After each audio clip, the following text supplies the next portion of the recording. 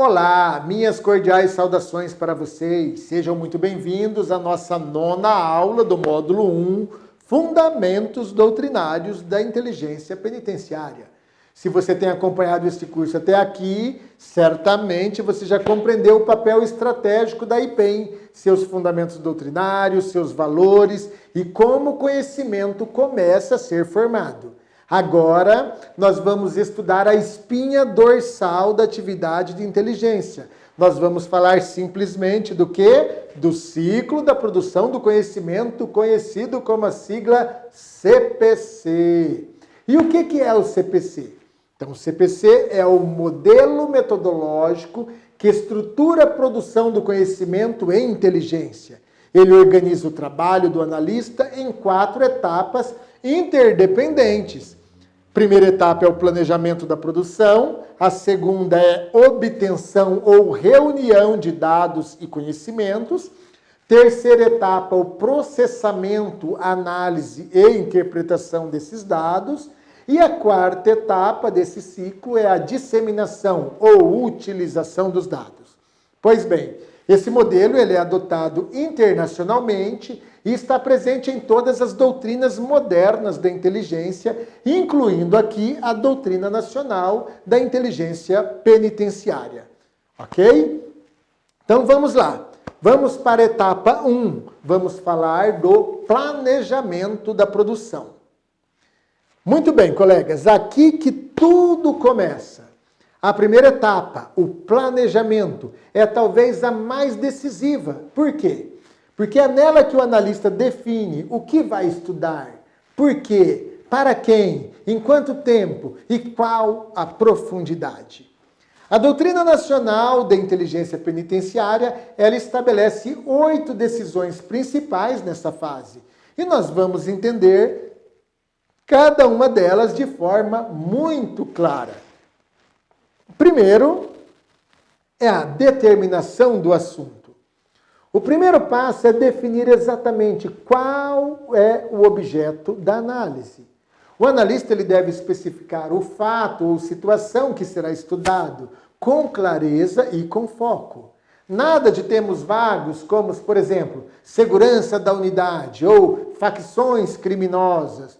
O assunto ele deve ser preciso, determinado e específico. Por exemplo, identificar lideranças atuantes da facção X na penitenciária Y nos últimos 90 dias. Isso sim é um assunto preciso, determinado e bem específico. Segundo, determinação da faixa de tempo. Aqui, o analista ele estabelece o recorte temporal do estudo. Vai analisar os fatos de ontem, do mês passado, de 2 anos, ou se fará uma análise evolutiva. Essa delimitação ajuda a filtrar dados irrelevantes e a organizar a linha do tempo dos trabalhos. Terceiro, determinação do usuário. É fundamental saber para quem será produzido o conhecimento. A autoridade ou órgão que vai receber o produto, ela influencia diretamente a linguagem, a profundidade e até mesmo o formato do relatório. Por exemplo, um documento para o diretor da unidade exige mais objetividade. Um documento para um secretário estadual pode demandar mais contexto estratégico, ok? Quarto, determinação da finalidade. O analista ele precisa refletir. Para que esse conhecimento será usado? Vai orientar uma operação? Subsidiar uma decisão disciplinar? Justificar o isolamento de lideranças? Importante. A doutrina reconhece que, por conta da compartimentação, nem sempre é possível conhecer a finalidade exata. Nesses casos, o analista deve produzir um conhecimento completo o suficiente para ser útil em múltiplos usos possíveis. Quinto, determinação de prazos. Em muitos casos, o prazo de entrega ele já vem definido pela chefia ou por plano operacional. Mas se isso não acontecer, o analista deve definir um prazo realista e compatível com o princípio da oportunidade. Ou seja, O conhecimento deve ser produzido a tempo de ser útil. Conhecimento atrasado vira relatório morto. Sexto, determinação dos aspectos essenciais do assunto. Aqui, o analista ele define as perguntas centrais que precisam ser respondidas. O que ele precisa descobrir ou entender para que o conhecimento seja completo? Exemplos. Quem são os líderes? Como se comunicam? Que servidores estão vulneráveis à cooptação? Quais horários concentram maior risco? Então, essa lista aqui ela é uma lista genérica. Eu só estou trazendo um exemplo bem hipotético. A lista de perguntas que os senhores vão fazer, os senhores vão elaborar exatamente de acordo com a demanda do estudo identificada na unidade dos senhores. Ok? Sétimo, verificação dos aspectos já conhecidos. Antes de começar a buscar novas informações, é importante ver o que já se sabe sobre o tema. Quais aspectos da lista acima, que nós acabamos de ver, já tem resposta? Quais respostas elas são completas? Quais respostas são parciais? Quais estão baseadas em certezas? Quais respostas são meras opiniões? É essa análise que vai evitar o retrabalho e orientar as próximas etapas com mais foco. Oitavo, determinação dos aspectos essenciais a conhecer.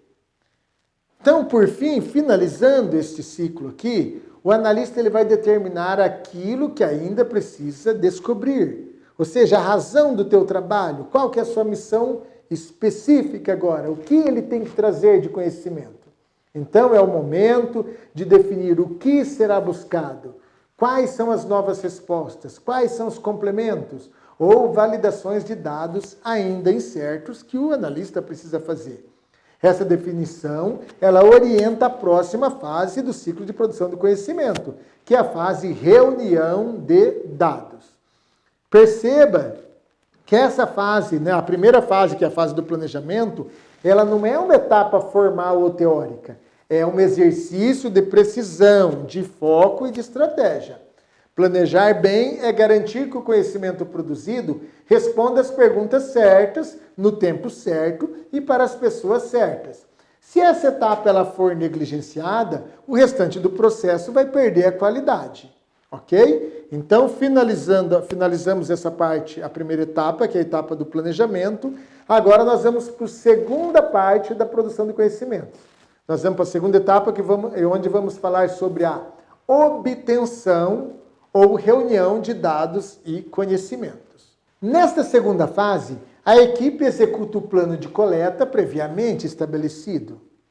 E como que isso acontece? Através das fontes, e as fontes elas podem ser, lembra que nós já falamos lá atrás? Pode ser fonte aberta. Quais são os tipos de fonte aberta? Jornais, redes sociais, processos públicos. As fontes podem ser protegidas. E quem são as fontes protegidas? Pode ser informante, documentos restritos, relatórios reservados. As fontes podem ser internas. E o exemplo de fontes internas são os sistemas do próprio órgão. Pode ser fonte externa. E quais são os exemplos? O intercâmbio com outras agências de inteligência. Agora, os meios utilizados também pode ser, também estudamos lá atrás. Pode ser de OMINT, ou seja, coleta humana de informações, ou pode ser SIGINT, que seria inteligência de sinais. E quais são os exemplos? Análise de sinais, como vídeos, registros e comunicações. E também pode ser técnicas mistas, quando se cruzam diferentes fontes. Cabe destacar, pessoal, que o cuidado com a legalidade, com a cadeia de custódia e com a proteção da fonte é essencial nesta etapa. Então, na IPEM, essa coleta ela pode incluir registro de visitantes, escala de plantão, ocorrências externas, internas, e também observação de comportamentos atípicos. Muito bem, caros colegas, encerramos nesta aula as duas primeiras etapas do ciclo de produção de conhecimento. O planejamento, onde tudo começa com foco, precisão e estratégia. E a obtenção de dados, que requer técnica, discrição e responsabilidade. Essas duas etapas, elas caminham aí lado a lado. Planejar mal significa coletar errado. E sem coleta qualificada, não há inteligência possível. Ok? Na próxima aula, vamos seguir com a segunda metade do ciclo, abordando agora as etapas do processamento de dados e a utilização do conhecimento produzido. Nós vamos entender como transformar dados em ações concretas e como entregar esse produto à autoridade certa no momento certo. Nos vemos em seguida. Até breve.